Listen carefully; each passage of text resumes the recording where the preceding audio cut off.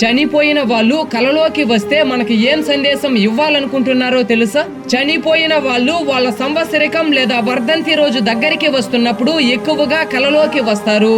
మనిషి చనిపోయిన తర్వాత ఆత్మ 16 భయంకరమైన నరకాలు దాటి చివరికి యమధర్మరాజు ఉండే వైవస్వత సభకు చేరుకుంటుంది. మనిషి చేసిన పాపాల ప్రకారం ఒక్కో నరకంలో ఒక్కో రకంగా చిత్రహింసలు అనుభవిస్తారు. కానీ సంవత్సరానికి ఒక్కరోజు అంటే వాళ్ళు చనిపోయిన రోజున భూలోకానికి వెళ్లే అనుమతి దొరుకుతుంది.